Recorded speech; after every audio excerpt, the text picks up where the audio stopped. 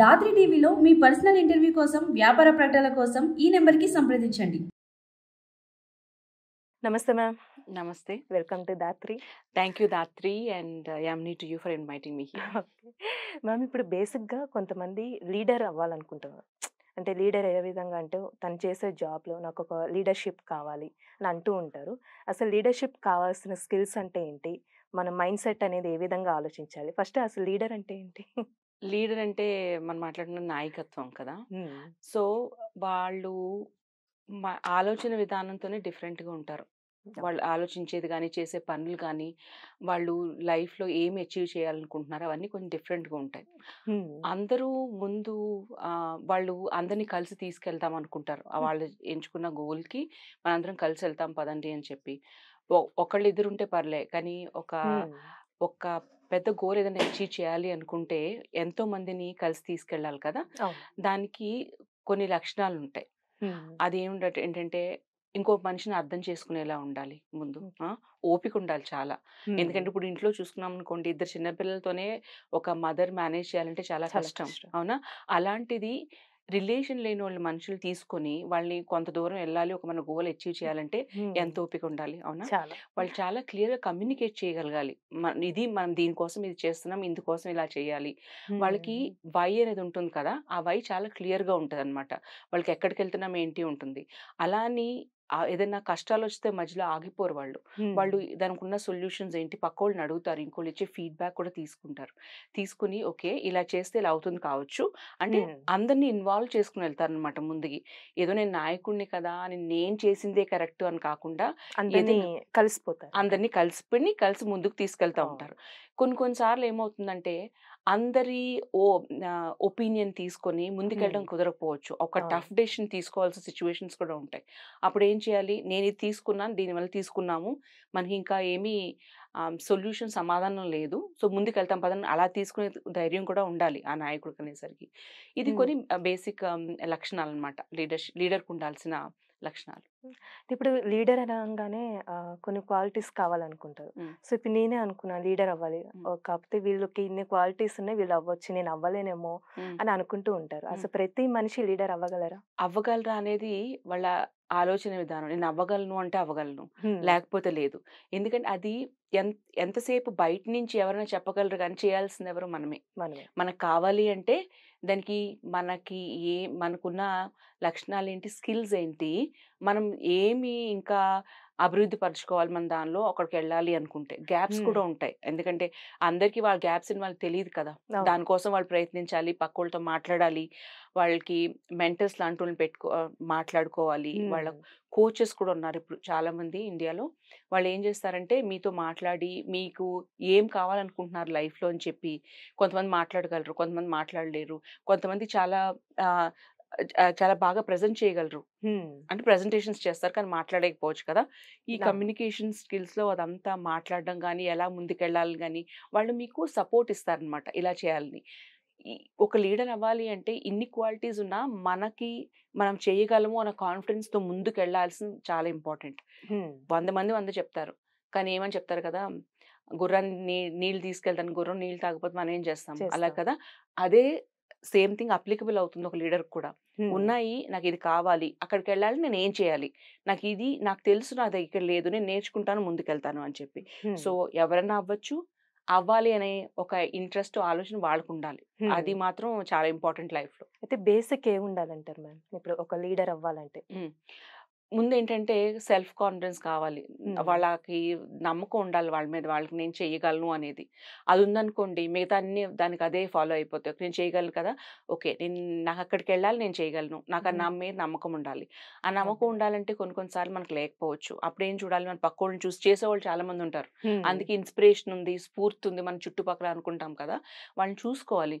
చూస్తే వీళ్ళు చేయగలిగారు కదా, మనం ఎందుకు చేయలేము అని చెప్పి. ఫర్ ఎగ్జాంపుల్ సినిమాలు చూస్తాం కదా, హీరో ఇలా చేసామని అంత ఇమాజినేషన్కే మనం ఇంప్రెస్ అయిపోతాము. కానీ రియల్ లైఫ్లో మనకి ఎదురుగుండా ఉన్న వాళ్ళు చాలా మంది ఉన్నారు. వాళ్ళని చూసుకుని వాళ్ళతో మాట్లాడండి. మాట్లాడడం వల్ల తప్పలేదు, వీలుంటే వాళ్ళకి ఇష్టం ఉంటే వాళ్ళు చెప్తారు, చెప్పకపోతే మనం ఇంకోళ్ళని అడుగుతాం, అవునా? అలానే అడగకుండా మాట్లాడకూడదు.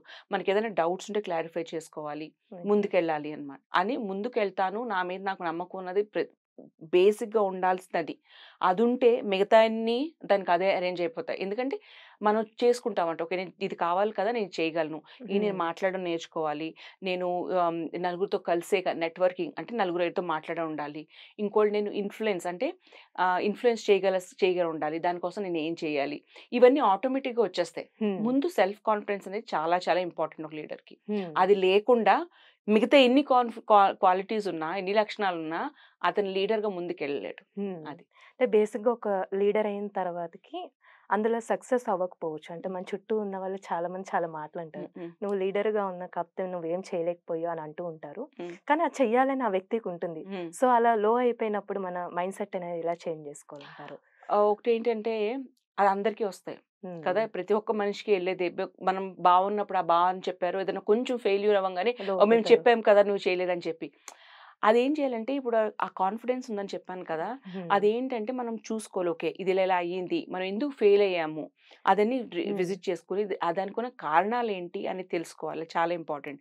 తెలుసుకుని దాన్ని ఎలాగా మనం నెక్స్ట్ టైం ఎలా చేస్తే బాగుంటుంది అన్నది ఉండాలి ఒకటి. 2 అది డిసైడ్ అయిన తర్వాత దానికి కావాల్సిన టైం ఇవ్వాలి. టైం ఇవ్వకుండా, ఎందుకంటే మనం ప్రయత్నం చేయాలి కదా, ఇక్కడ ఒక బేస్ లైన్ పెట్టుకున్నాము, ఇక్కడి నుంచి ఇక్కడికి వెళ్ళాలి అంటే దానికి టైం ఇవ్వాలి, ఎఫర్ట్ స్పెండ్ చేయాలి, ప్రాక్టీస్ చేయాలి. ఇవన్నీ చేస్తే మనం అక్కడికి వెళ్తాము. చెప్తానే ఉంటారు, 100 చెప్పే ఉంటారు. ఓకే, మన చుట్టూ 100 మంది ఉంటారు. ఆ 100 మందిలోనూ మీకు తెలియాల్సింది ఏంటంటే మిమ్మల్ని నమ్మేవాళ్ళు ఎవరున్నారు అని చెప్పి. మీరు మీ మీద ఎంత కాన్ఫిడెన్స్ ఉందో అలా 100 మందిలోనూ కనీసం ఒకళ్ళిద్దరు ఉంటారు. వాళ్ళు మిమ్మల్ని మీకోసం నమ్ముతారు. వాళ్ళతో ఉంచుకోండి. ఓన్లీ వాళ్ళేం చెప్తున్నారు, వాళ్ళెలాంటి ఫీడ్‌బ్యాక్ ఇస్తున్నారు, దాని మీద ఫోకస్ చేసుకొని తీసుకెళ్ళండి. మీరు 100 మంది మాట్లాడారనుకోండి, 100 వెర్షన్స్ అయిపోతారు మీరు. చేయలేము అలాగా. మీరేం నమ్ముతున్నారో మిమ్మల్ని నమ్మేవాళ్ళు కూడా ఉంటారు. వాళ్ళిద్దరు ముగ్గురు ఉంటే చాలు. వాళ్ళు మీ కోర్ సిస్టమ్ అయిపోతుంది. అది మీ ఫ్యామిలీ అవ్వచ్చు, ఫ్రెండ్స్ కావచ్చు, మీ మెంటర్ కావచ్చు, మీకు ఇచ్చే కోచ్ కావచ్చు, లేకపోతే ఆఫీస్‌లో మీ కలీగ్సే కావచ్చు, ఎవరైనా కావచ్చు.